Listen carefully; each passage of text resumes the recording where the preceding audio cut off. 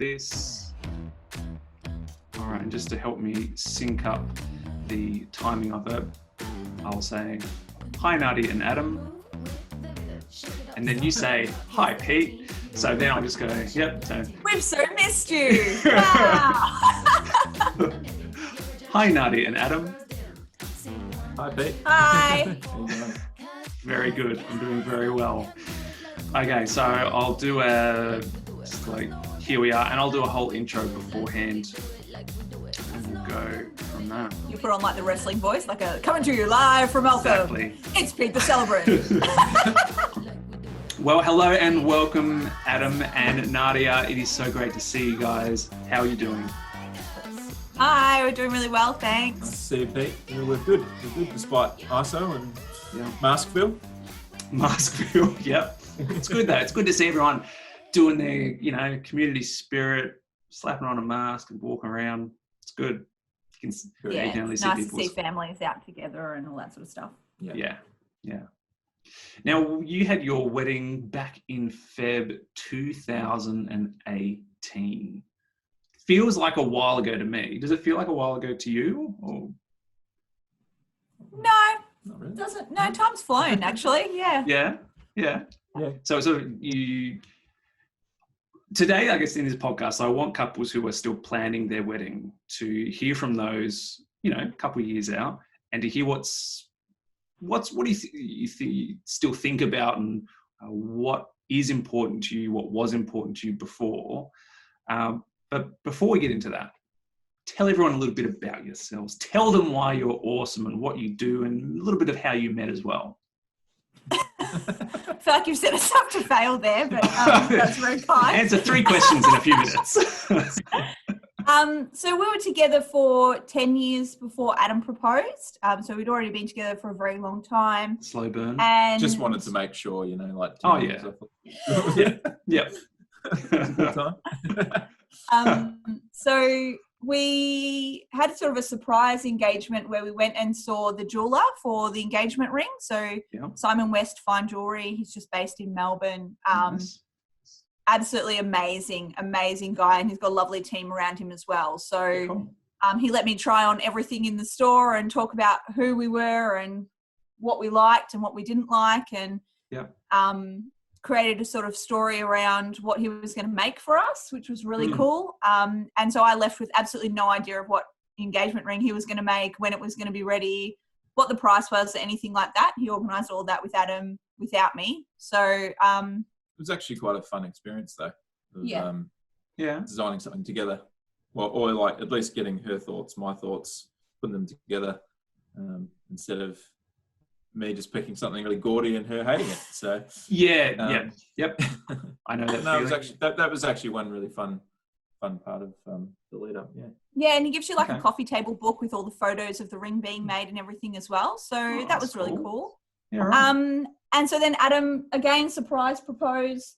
I don't know however many months later when the ring was actually made. So it was really nice process actually. Okay, so you actually went together to the ring shop, and then you tried on a whole bunch of things. He got a good idea of what you were after. Adam got that same idea, and then they just kept chatting, and you had something unique made.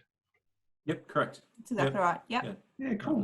It was really, really nice process. Yeah, I left there with literally no idea still of what the ring was going to be. It was like, okay, go away now. Go downstairs and have a coffee. Adam and I are going to talk. Yeah. So it was really cool. And we had no idea what we were doing. So it's really a nice, patient person to talk us through everything, and let you look at a diamond under the microscope and all that sort of stuff and see what actually is the difference and all that sort of stuff. So very cool. Really cool. Nice. And so that started at. So when you say being together 10 years, that was like an 8-year period. You got a ring made. No, that was at 10 years. So being together 12 years now. I like to drag it out and make it wait as long as possible. That's it, mate. Yeah. Get the ring. All about certainties. Well, it probably took 10 years of savings, to be honest. Yeah. That's what makes a great wedding. And then you proposed, and then from there, did wedding planning start straight away? Nadia, did you already have a book with everyone lined up? Like, how did this all go? The absolute opposite. So the real absolute opposite. We thought first of all, maybe we'll elope and we'll just run away overseas together. And we literally did the full, I'll say 360 of we'll elope with our parents, we'll elope with our parents and our siblings, we'll elope with our parents, siblings and our grandparents. And then timing had it that we actually lost 2 grandparents in that time when we were sort of talking about what we wanted to do. So then we really reflected on who we are, and Adam's from New Zealand, so his family's all living in New Zealand. We're obviously living in Melbourne. I have family in Italy as well. We had other cousins that were in England and friends that were, you know, everywhere around the world. And we thought, well, this is actually the one opportunity where everyone can be together and meet each other. You know, it's not, when you've got family that's so spread, there's not going to be first birthdays or anything like that where you'll actually have all of your uncles together, or that they would get to meet each other. And that really ended up being really important to us. And post our wedding, it's been really wonderful. Like, you know, speaking to Adam's uncle, our family has really got along like a house on fire, more than we ever expected as well. So it's been really lovely since that they know each other. They ask after my parents knowing them now, and vice versa. So that's actually been a really lovely experience. So I would definitely recommend that to everyone. As hard as it is when you're doing your numbers and thinking, oh God, we've got so many people to invite. It actually was really, really great. Yep. Yeah. Okay. Totally agree. I think that there's sorry, I didn't mean to cut you off, Adam. No. Yeah, super worthwhile. Like, we've met up a few times with the crazy aunties and uncles, as you remember, Pete, and it's just such like warm memories. Like, they're just such happy memories. So it was a great day. I think that's you've touched on a massive point. Is like weddings are not cheap, and a big question is: do we just elope? Do we just save the money and let's just go get married, and then that'll just be a nice quick wedding day and we're all happy? But what you're essentially then missing out on is, as you've touched on, the wedding is more. It's more than the money. It's more than just the getting married. It's having everyone you genuinely love and everyone who is a part of your life, family, friends, getting them all together. And you had an incredible experience. And it sounds like that's been the biggest takeaway, is that people had that one great day and experience, and that it didn't stop there. Those relationships have now continued, and there's it was really great. And that even flowed on to why we chose the venue that we chose, and a whole bunch of other decisions. So I think, like, a lot of people talk about themes of a wedding. You know, what theme are you going to have? Is it going to be, I don't know, Harry Potter theme, or is it going to be whatever theme? And I think for us, I was more conscious about how I wanted to feel on the day, and then how I wanted our guests to feel. And I wanted them to be relaxed. I wanted them to have fun. I wanted them to use it as a family reunion as well, because everyone was so spaced out at that stage. So, and that's, that really influenced a whole bunch of other decisions. Yeah. So how did you start? Like, where did you start with the planning? Well, once we decided that it was going to be big, the venue was the main thing for me. So I didn't care when we got married. I didn't have a date in mind or anything like that. I just thought, we'll find the venue that we want, and that's going to then dictate the date, and then we'll make all our other decisions based on that. So, and tell what influenced your decision on, because you went to Abbottsford Convent. What made you choose that in the end?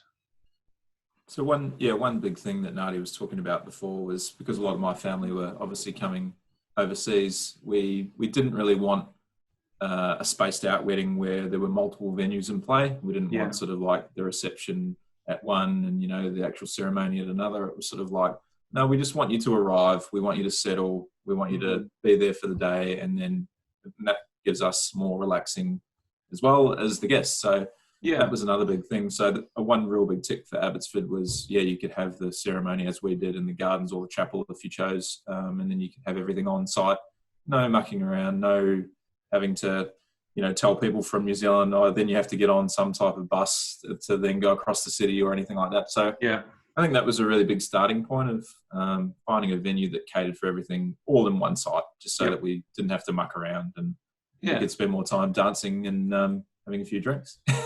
Yeah, cool. And we were really conscious.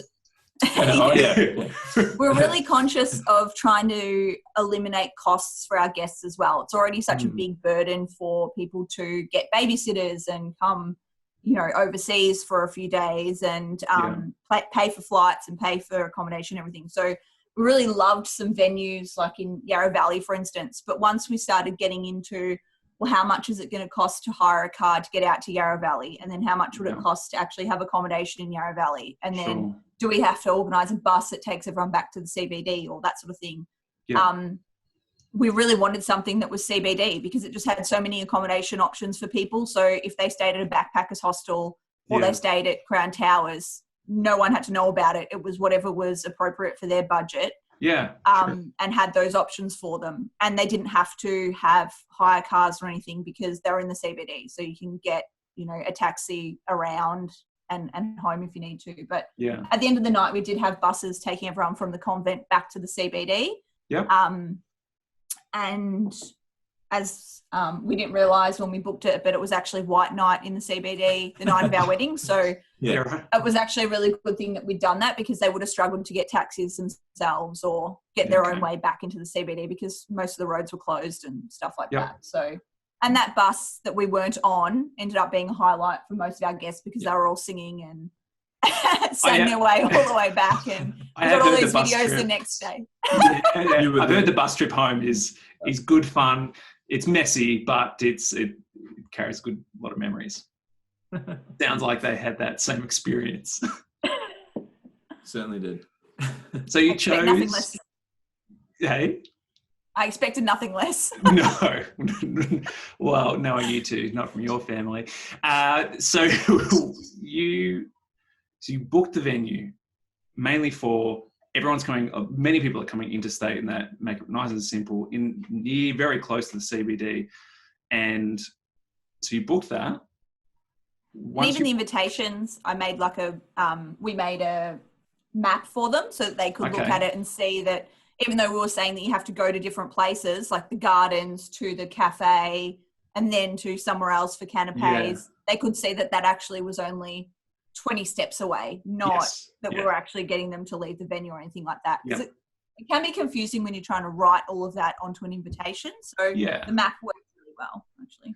Yeah, like it's beautiful venue. It is big though. It's a big place. You've got lots of cafes. There's like an art space, and so that would have been really helpful with that. So where did you go then? So you booked your venue. Yep.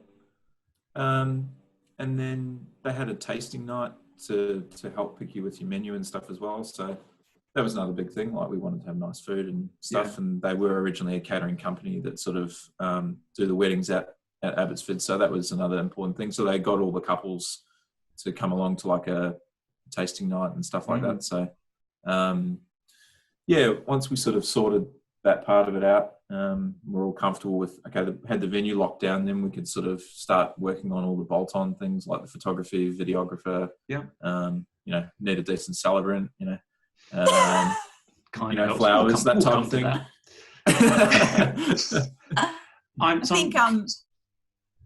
No, you go. Yeah.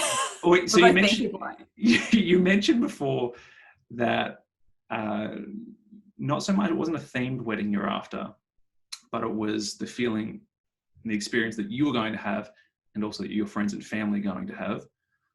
Yep. How did that guide you in making your other choices? Because a lot of couples, go on Easy Weddings or Ivory Tribe. You just start Googling, wedding photographer, Melbourne, all that. And you just come up with an array of people. Did you find that overwhelming? Did you get recommendations from friends? Most of our friends, or not most of our friends, but a lot of our friends actually work in the wedding industry. And I was adamant that I wanted them all to have the day off. So we have friends that are wedding photographers and they had the day off. They sat there and they, for the first time, I think, had been to a wedding as guests together without one of them working. Yeah. There are a couple that are wedding photographers. Then we had another friend who is, you know, performs as musicians that perform at weddings all the time. Again, we want them to have the day off. There's only one friend that we roped into being a musician for us on the day, but he's the best musician I know. So I really wanted him to play. I really wanted him to play while I was walking down the aisle. I just thought it'd be really nice garden party, I guess, type thing with just the keyboard music happening in the background. I guess having those relationships, we did get some pretty good feedback, which I guess probably meant that we didn't have to trawl through the, you know, all those pages that you talked about as much. I guess, also going to a few weddings as well. It's like you know what you want or what you don't like. So I think it's really important to think about what matters to you. So if you concentrate on those areas, and I had I downloaded, I don't know from where, a wedding budget spreadsheet. Yeah. And I tried to work out just approximately how much things would cost. And then I highlighted what's actually important. So I thought the photographer and videographer was really important, not just because I wanted a really good record of the day, which is obviously an important thing, but you spend so much time with them on the day as well. Very true. So it's, you know, I really wanted people that understood, well, I wanted nice photos of us. All my friends and family are over there drinking and having a great time without me. So, you know, if we can make this 15 minutes instead of an hour and a half, I want it to be 15 minutes because I want to get back into the party and actually be with my guests rather than just have all these photos of us, you know, in gardens. The style of, so we had the White Tree as our photographers. The guy that we chose, Matt, his style was very much like documentary style, which we really liked. So we knew we'd have all these beautiful photos. Tom? I know it was Matt. No, Tom was the videographer. Oh, okay. Yeah, get my wires crossed. Yeah, I've seen Matt at a few places after that. Yeah, so they did. Yeah, they did a great job. So how did you? Because White Tree White Trees, they've got a whole bunch of photographers. Did you meet him individually? Do you get to pick? How does that work? They send you their profiles, wasn't it? Sort of. Profiles and like examples of their work and what style they shoot in. But I actually was onto White Tree because of their musicians first. So the music was actually really important to me as well. And the White Tree have a consortium of musicians where you can choose who you want to be in your band, provided that they're available that day and they're not already booked. And that is such a super fun night. They do a showcase night where you can go and watch all of the musicians play and then pick who you want. So it's quite fun. It's like a little combo deal. It's like, oh, okay, I want that bass player and that singer. It was cool. You could literally make your own band for the day, which is what we did. Yeah. We took our friends with us as well. So we had a night out. Yeah, we had a few drinks and, you know, you're picking your wedding band. It was a really cool night. Yeah. That was. We pretended we were on The Voice. Picking a singer so we wanted. It sounds like you're going to McDonald's where you're picking a band. Oh, have a large fries. Actually, I haven't met him. Again, though, they're very organised. So they've got videos, sample packages of the people, and then. But we'd done quite a bit of pre-work on that in terms of like we'd gone through the profiles and sort of looked at who we're looking at, and same with the photographers. We'd looked at all their work. Yeah. Sort of we just sort of circle what style we liked, and we didn't want the super produced look of like real fake faces and fake poses, and that it was more, as Nadia said, documentary style, just of us enjoying the day and making our way around the gardens and stuff. So, did you do all those photos? I was going to say all those photos that people hate of themselves, but you love of them. So they might be mid-laughter and you think, oh my god, that's the most beautiful photo of Pete I've ever seen. And then I show it to you and you're like, that's horrible. I'm not even looking at the camera, all those. Yeah. I'm always looking at the camera, don't worry. It's the narcissist in me. So did you go to the package deal with photographer and videographer with the White Tree? I don't know if it's a package deal, but same company? No, the videographer actually was different from the White Tree. Right. We chose Evolve, who... Yep. Yeah. Eugene. Your sister's wedding, we got that.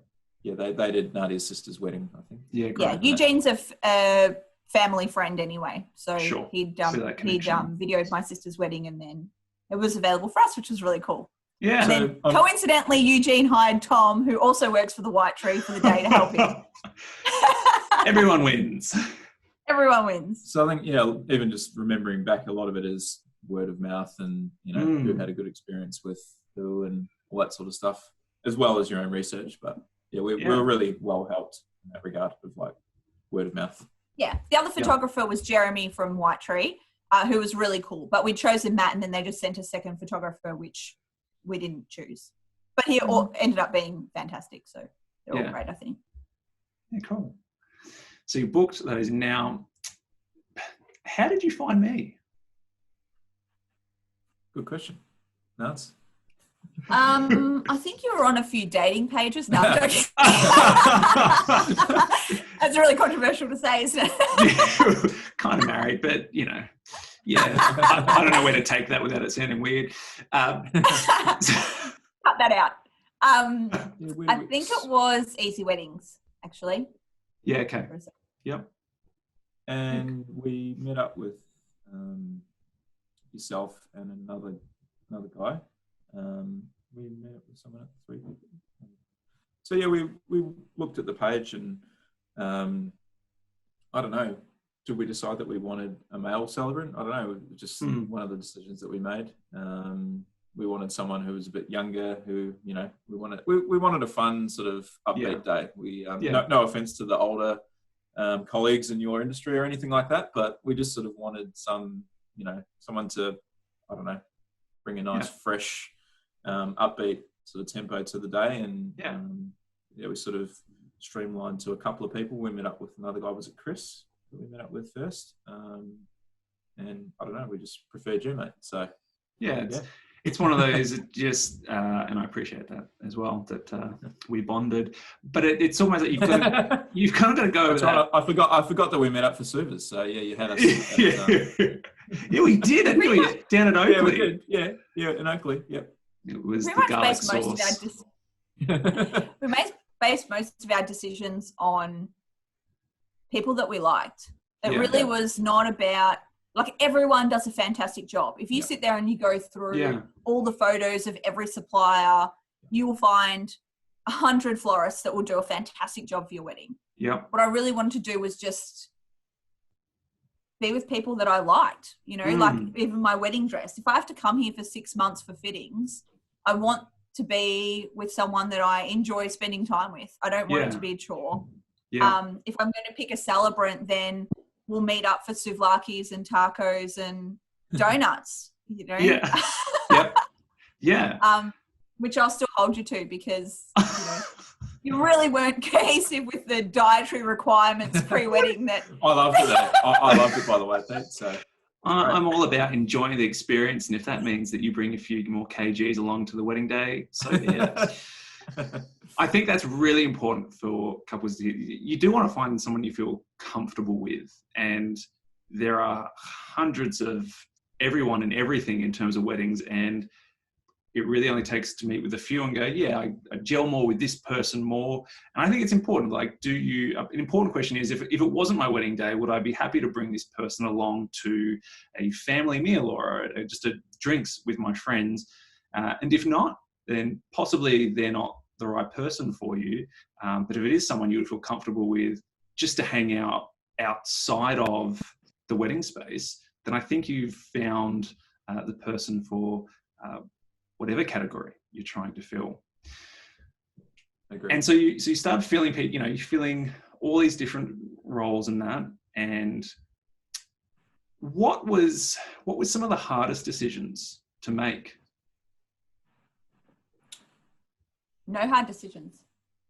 I can't think of anything that was difficult to make. I think budget-wise, it's, as I said before, I highlighted what was important to me to spend money on. So I personally wasn't too fussed about the cake, for instance. Sure.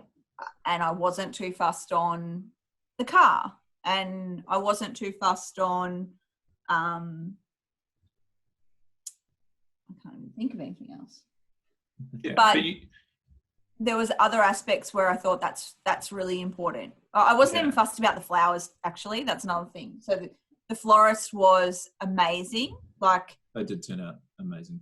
we'd met with another florist who was the polar opposite of who we went with. And that was exactly the conversation we were just having. So we met with this lady and she's like, oh, for that venue, there's no way you can spend less than $14,000 on flowers. You need to do this, you need to do that. And we left the meeting just like, that's so not our person. Yeah. That's just not what we're about. She had the most beautiful catalogue of amazing things that she'd done. But then the next, the meeting that we had with the florist, Shane from Botanics, there on Punt Road, was, what wine do you want, red or white? I'm like, well, that's a beautiful way to start a conversation about flowers. You had me at hello. Like, brilliant. Yeah. And then, you know, completely different vibe. And just talking about different things like, you know, we don't care about, we didn't have any, we didn't have a wedding party, so we didn't have a colour palette or anything that they need to do. So, but we had little things like we didn't want the men's lapels to be too feminine. So he picked succulents and something a little bit different for that. So it's really a very masculine man, so you really need something quite with thorns and just things that are going to. Oh, of course.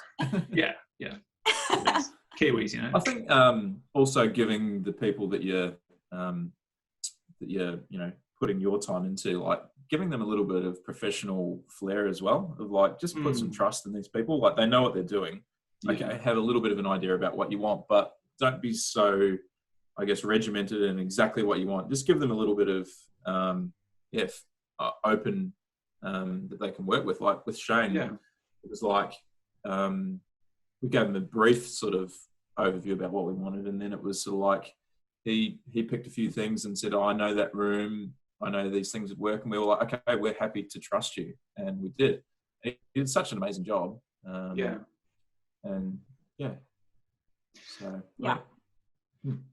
Remember that they're professionals. Don't micromanage. Don't micromanage. No, I think, and when you do allow that, like obviously it goes, you go through that process beforehand of picking the right people for the right feel, and like, they're ticking all these boxes of the reason why you choose them. I think it's really important you choose them, and now you kind of give them the reins. You kind of say, all right, I've told you what I'm after, and I'm now going to leave it in your hands to just add your flair to it and whatever, and make it incredible. And same with grooms. I know grooms get excluded from some of the process as well. Like some mothers, or like mothers of the bride or mothers-in-law will take over and talk about what has to be done. And at the end of the day, it's your day. The only thing that has to be done is a few legal words, right? And a celebrant that's qualified. Pretty much. There's everything about 5 else, things you need to do. Everything else is not actually a have to. It's what you want to do. So, you know, we've had friends that got married at their kitchen table and then had a party. Yeah. That's what they wanted to do. That's just as fantastic as the day that we had. You know? But I actually really enjoyed the process. I enjoyed being involved with bits and pieces and meeting the various people. Like, it was nice to see it on the day as well. It's like, you know, this is what you planned for and this is how it turned out. It was actually really satisfying. Yeah. I found that satisfying. Yeah.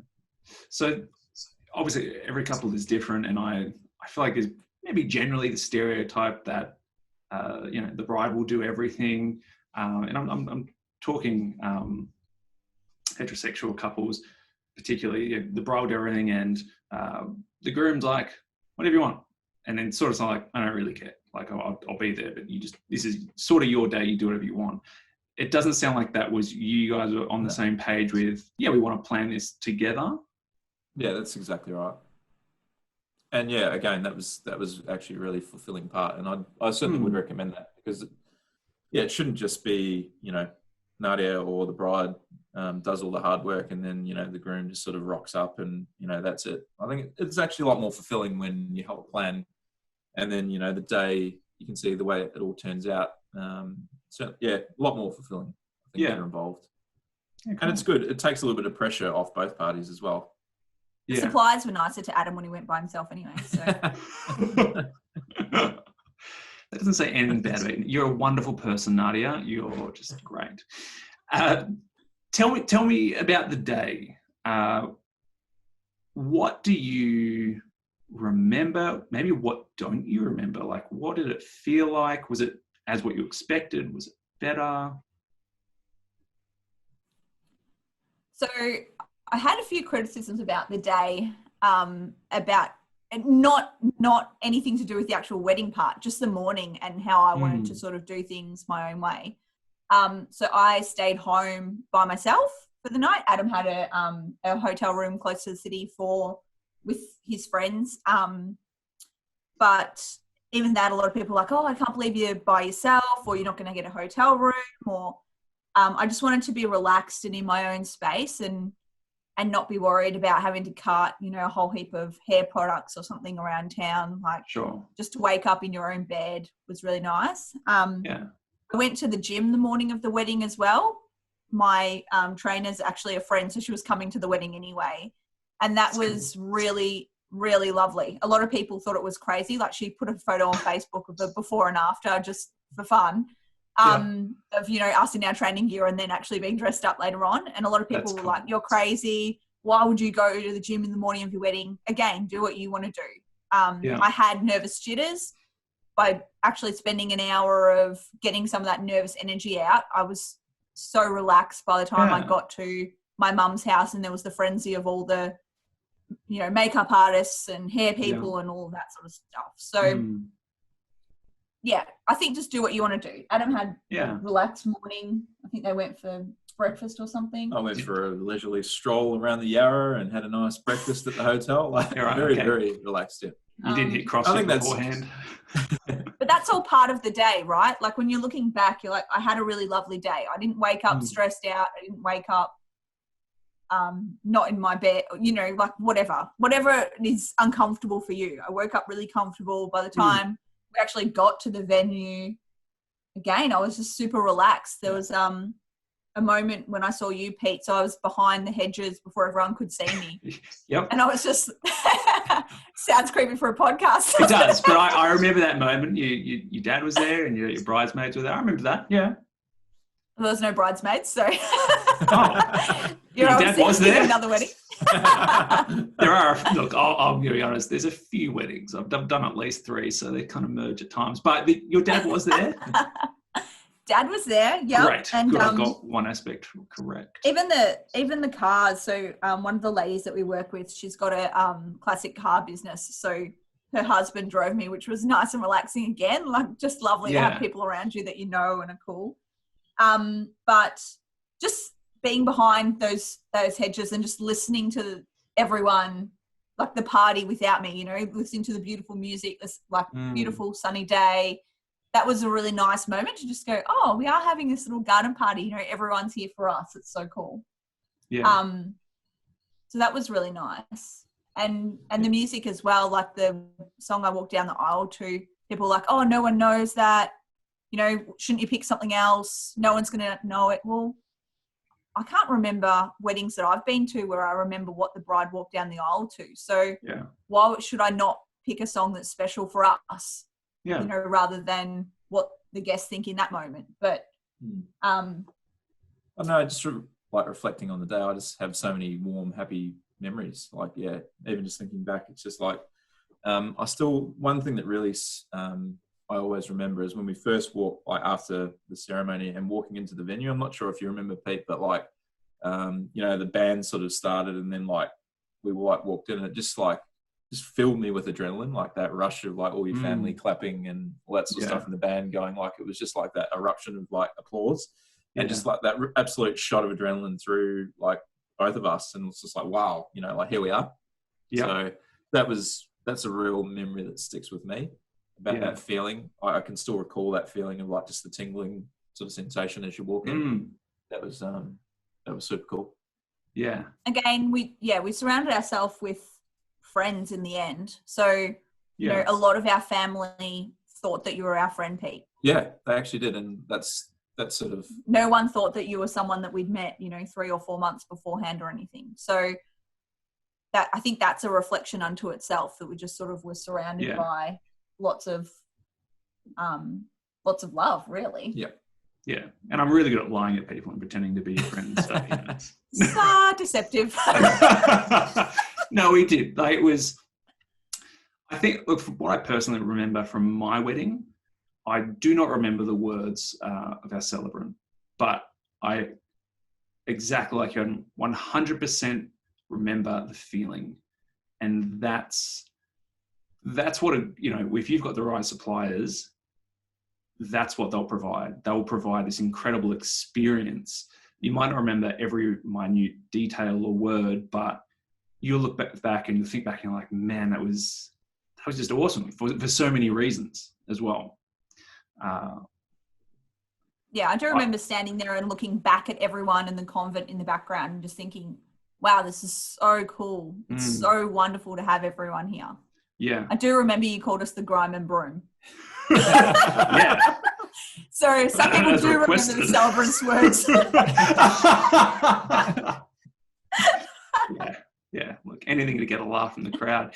And, I'm pretty sure icebreaker anyway. Well, I'm pretty sure I'd mocked the Kiwis beforehand and then had stopped after I realised how many Maoris were there. So it was good though. Once again, anything for a laugh.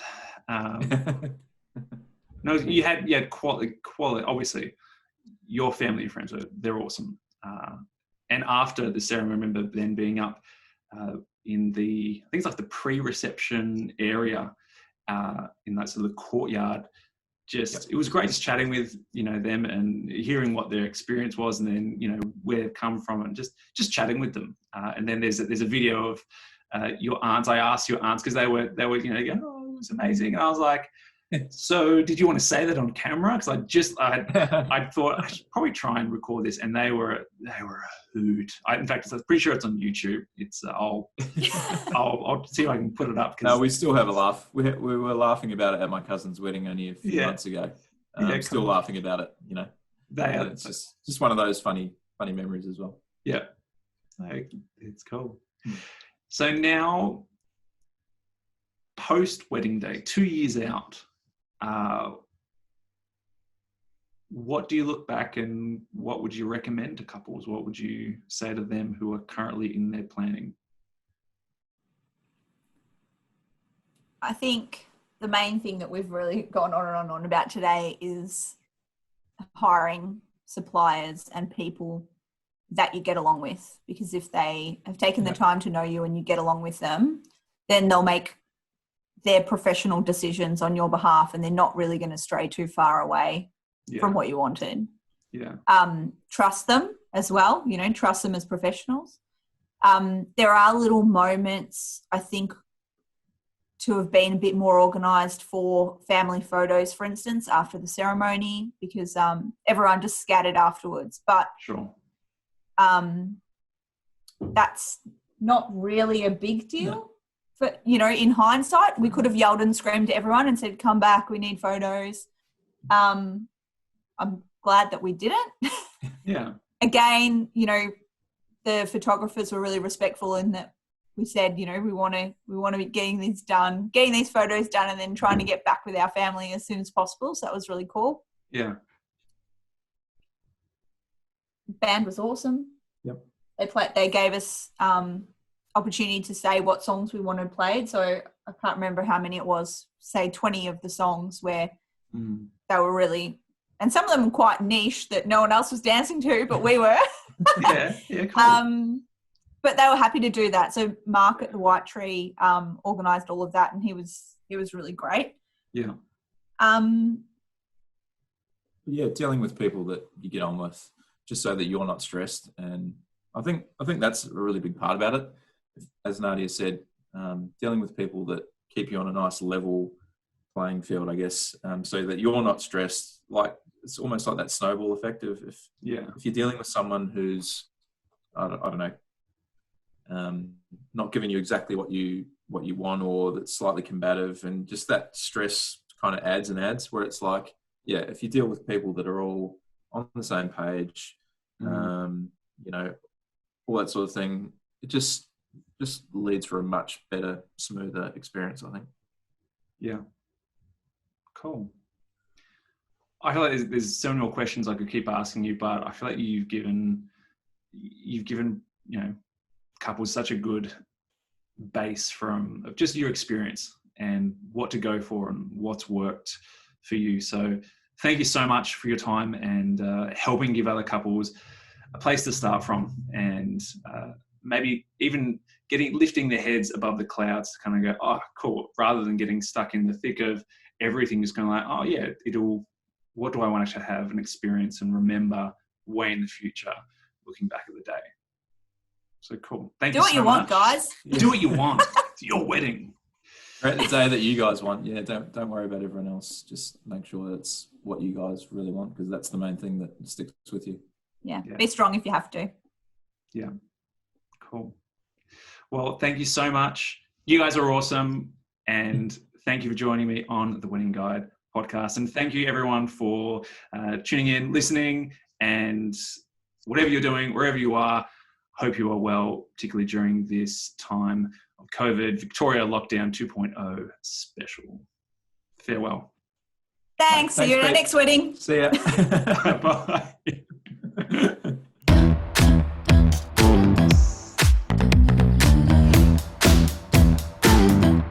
Cause no one can do it like we do it, like we do it, like we do it. Cause no one can do it like we do it, like we do it, like we do it.